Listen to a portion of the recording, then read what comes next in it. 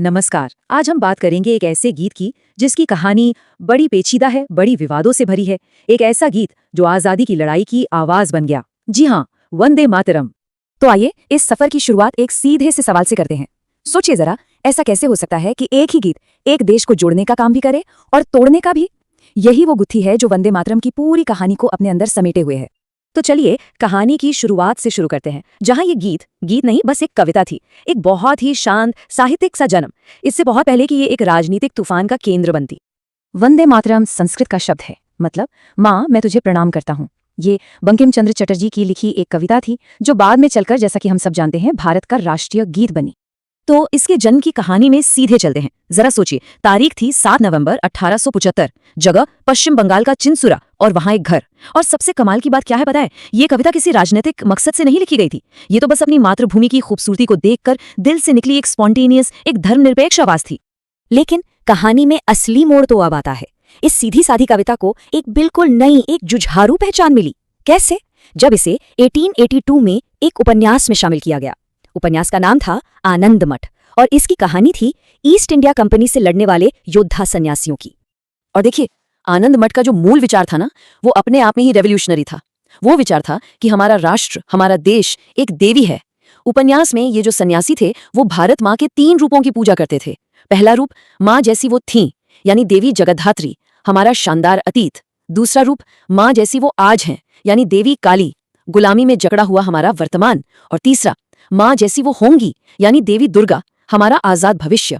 और बस इसी के साथ वंदे मातरम सिर्फ एक कविता नहीं रह गई, वो मातृभूमि की इस दिव्य त्रिमूर्ति की पूजा का एक शक्तिशाली मंत्र बन गया। तो अब चलते हैं उस दौर में जब ये गीत किताब के पन्नों से बाहर निकला और सड़कों पर आजादी का नारा बनकर गूंजने लगा। ये साल था 1905, एक ऐसा साल जिसने सब कुछ बदल दिया। लॉर्ड कर्जन ने बंगाल का विभाजन किया, और बस इसी एक घटना ने वंदे मातरम को एक साहित्यिक रचना से उठाकर एक जोरदार राजनीतिक नारा बना दिया। स्वदेशी आंदोलन की जो आग भड़की ना, उसमें ये गीत एक हथियार की तरह इस्तेमाल हुआ। और फिर आया अप्रैल 1906, बारिसाल कॉन्फ्रेंस। ब्रिटिश सरकार इस नारे की ताकत से इतनी डर गई, इतनी ज्यादा, कि उन्होंने पब्लिक में वंदे मातरम बोलने पर ही बैन लगा दिया। लेकिन बैन लगाने से क्या होता है? जो हुआ, उसने इस गीत को हमेशा के लिए अमर कर दिया। उस वक्त के आई विटनेसेस बताते हैं कि प्रदर्शनकारियों पर पुलिस लाठियां बरसा रही थी, उनके सिर से खून बह रहा था, लेकिन हर लाठी के साथ उनके मुंह से एक ही नारा निकल रहा था, वंदे मातरम। ये गीत अब सिर्फ नारा नहीं था, ये हिम्मत का, साहस का प्रतीक बन चुका था। अंग्रेजों की घबराहट का अंदाजा आप इसी बात से लगा सकते हैं कि उन्होंने सीधे सीधे स्टूडेंट्स को टारगेट करना शुरू कर दिया। 1905 में आया कार्लाइल सर्कुलर, जिसने छात्रों को ये नारा लगाने से रोक दिया। और बात यहीं खत्म नहीं हुई। 1907 का रिस्ले सर्कुलर तो और भी आगे बढ़ गया। उसने धमकी दी कि जो भी छात्र ये नारा लगाएगा, उसे जिंदगी भर के लिए सरकारी नौकरी से बैन कर दिया जाएगा। सोचिए जरा। और यहीं पर कहानी में एक और बड़ा मोड़ आता है। विडंबना देखिए, जो गीत अंग्रेजों के खिलाफ देश को एक कर रहा था, वही गीत अब देश के अंदर ही बंटवारे की वजह बनने लगा। मुस्लिम लीग की तरफ से 2 बड़ी आपत्तियां उठाई गईं। पहली आपत्ति थी धार्मिक। उनका कहना था कि ये गीत मूर्ति पूजा यानी शिर्क को बढ़ावा देता है, क्योंकि इसमें भारत माता की तुलना देवी दुर्गा से की गई है और ये इस्लाम की मान्यताओं के खिलाफ है।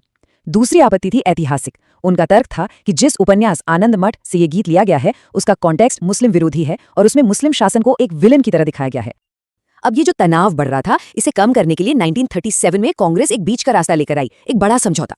फैसला ये हुआ कि पूरे गीत की जगह सिर्फ इसके पहले 2 छंदों को ही अपनाया जाएगा। क्यों? क्योंकि तर्क ये था कि इन 2 छंदों में सिर्फ देश की खूबसूरती का जिक्र है, जो पूरी तरह से सेक्युलर है। बाद के छंदों में ही हिंदू देवी देवताओं का जिक्र आता है। लेकिन ये जो समाधान था ना, इसने किसी को भी खुश नहीं किया।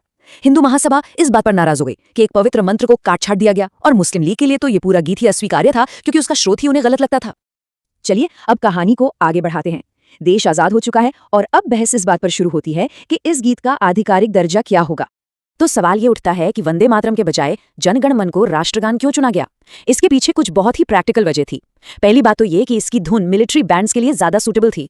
दूसरी, इसे ज्यादा सेक्युलर माना गया, जो एक नए नए आजाद हुए सेक्युलर देश के लिए फिट बैठता था। और हाँ, एक और बड़ी वजह थी, सुभाष चंद्र बोस की इंडियन नेशनल आर्मी ने इससे पहले ही अपना राष्ट्रगान बना लिया था। और फिर वो ऐतिहासिक दिन आया, 24 जनवरी 1950। संविधान सभा के अध्यक्ष डॉक्टर राजेंद्र प्रसाद ने एक ऐसी घोषणा की जिसने इस पूरी बहस को एक दिशा दी और एक बीच का रास्ता निकाला।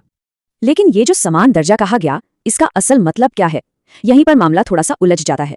देखिए, जन गण मन हमारा राष्ट्रगान है, इसके लिए नियम कानून है, एक तय प्रोटोकॉल है।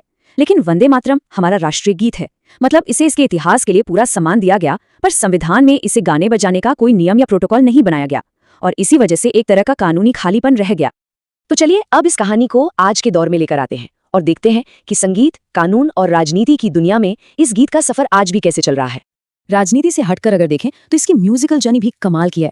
सोचिए 1896 में खुद रविंद्रनाथ टैगोर ने इसे खूबसूरत क्लासिकल धुन दी। फिर 1952 में आई फिल्म आनंद मठ। हेमंत कुमार ने इसे एक फिल्मी मार्च जैसे जोशीले गीत में बदल दिया। और फिर आया 1997 का दौर। AR रहमान ने इसे MTV जनरेशन के लिए एक मॉडर्न, एक ग्लोबल पॉप एंथम बना डाला। ये दिखाता है कि ये गीत कैसे हर दौर के साथ खुद को बदलता रहा है। और वो जो कानूनी खालीपन की बात हमने की थी वो आज भी हमारी अदालतों में दिखता है। एक तरफ देखिए 2017 में मद्रास हाईकोर्ट ने ऑर्डर दिया कि स्कूलों में इसे हर हफ्ते गाना चाहिए, और दूसरी तरफ ठीक उसी साल सुप्रीम कोर्ट ने इसे गाना अनिवार्य करने से साफ मना कर दिया। कारण, कोर्ट ने कहा कि हमारा संविधान ऐसा करने के लिए नहीं कहता। और अब जब 2025 में ये गीत अपनी 150वीं सालगिरह के करीब पहुंच रहा है तो संसद में 1937 के उसी पुराने समझौते पर फिर से बहसें छिड़ जाती हैं। कुछ लोग इसे तुष्टीकरण की राजनीति कहते हैं तो कुछ लोग इसे एक राजनेता वाली दूरदर्शी और सबको साथ लेकर चलने वाली सोच बताते हैं। तो आखिर में सवाल वहीं आकर खड़ा हो जाता है, वंदे मातरम क्या ये सिर्फ इतिहास की किताबों में बंदे गीत है या फिर ये आने वाले भारत के भविष्य की भी आवाज है? इस सवाल का जवाब शायद वक्त ही देगा, या यूं कहें कि भारत के आगे की कहानी में ही